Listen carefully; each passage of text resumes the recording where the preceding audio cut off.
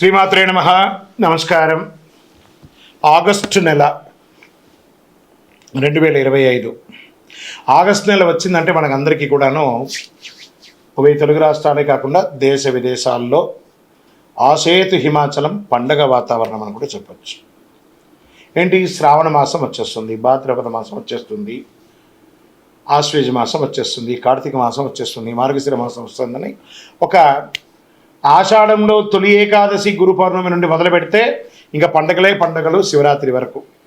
మరి ఈ ఆగస్టు నెలలో 2025 ఏమేమి పండుగలు ఉన్నాయి అనేది పండుగల గురించి మనం తెలుసుకుంటాం. ఆగస్టు 8 శుక్రవారం వరలక్ష్మీ వ్రతం, వరమహాలక్ష్మికి పూజ, ఆ అమ్మవారిని ప్రార్థన చేసుకుంటాం. ముత్తైదులందరూ కూడాను చక్కగా వరలక్ష్మి వ్రతం చేసుకొని వాయనాలు ఇచ్చుకోవడం, పసుబొట్లకు వెళ్ళడం, ఇవన్నీ జరుగుతున్నటువంటి ఒక గొప్ప విశేషమైనటువంటి రోజు. ఆగస్టు 9 శనివారం జంధ్యాల పండుగ మరియు రాఖీ పండుగ. ఈ యొక్క ఆడపడుచులకి అన్నదమ్ములకి అందరికీ కూడా ఒక అద్భుతమైనటువంటి ఒక పండుగ. ఆడపడుచులందరూ అన్నదమ్ములకి రాఖీ కట్టడం, ఈ యొక్క సహోదర సహోదరి యొక్క ప్రేమానురాగాలను పెంచే ఒక అద్భుతమైనటువంటి ఒక పండుగ. పౌర్ణమి శనివారం. ఆగస్టు 11వ తారీఖున శ్రీ రాఘవేంద్ర స్వామి వారి యొక్క ఆరాధన మహోత్సవం. మరి ఆగస్టు 12 మంగళవారం సంకష్టహర చతుర్థి. ఈ సంకష్టహర చతుర్థి మంగళవారం రావడం విశేషం, అందులోనూ శ్రావణ మాసంలో రావడం ఇంకా విశేషం అని కూడా చెప్పచ్చు.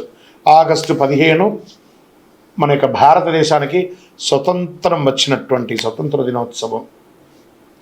ఆగస్టు 16 మళ్ళీ శనివారం వచ్చింది, శ్రీకృష్ణ జన్మాష్టమి. ఇంకా ఆగస్టు 24 భాద్రపద మాసం ప్రారంభమవుతుంది. ఆగస్టు 27 బుధవారం వినాయక చతుర్థి. అద్భుతమైనటువంటి ఒక మహా పండుగ అని కూడా చెప్పచ్చు. వినాయక నవరాత్రి కూడా ప్రారంభమయ్యే ఒక అద్భుతమైనటువంటి పండుగ. ఈ పండుగ దినాల్లో అందరూ కూడాను భక్తులందరూ మన యొక్క నెక్స్ట్ జనరేషన్కి ఈ పండుగలు అంటే ఏంటి, దీన్ని ఎలా జరుపుకోవాలి అని ఆ పిల్లలకి అందరికీ కూడా నేర్పియండి, వాళ్ళ చేత ఎక్కువ చేయించండి. సమాజానికి హితం పలికే విధంగా ఒక అద్భుతమైనటువంటి పెద్దవాళ్ళందరూ ఈ పండుగల గురించి పిల్లలకి వివరించి చెప్పగలిగితే చాలా విశేషంగా ఉంటుంది. అందరూ కూడా పండుగ సమయంలో జాగ్రత్తగా ఉండండి, అన్ని రకాలైనటువంటి జాగ్రత్తలు తీసుకొని చేయండి. ఏ ఇబ్బంది పడకుండా ఆ రోజు కావాల్సిన పిండి వంటలకు ఏవి ఏర్పాటు చేసుకోవాలి, అలంకారాలు ఏం చేసుకోవాలి, పూజ సామాగ్రిలు ఏం కొనుక్కోవాలి, ముందే ప్రణాళిక సిద్ధం చేసుకొని, ఎందుకంటే ఒకటే నెలలో సుమారుగా 6-7 పండుగలు వచ్చేస్తుంది కాబట్టి అన్నీ ప్రిపేర్ చేసుకోవాలి. కాబట్టి చక్కగా చేసుకోండి. అందరూ ఆ భగవద్ అనుగ్రహం సంపూర్ణంగా పొందాలని మనస్ఫూర్తిగా కోరుకుంటున్నాం. శరణమయ్యప్ప.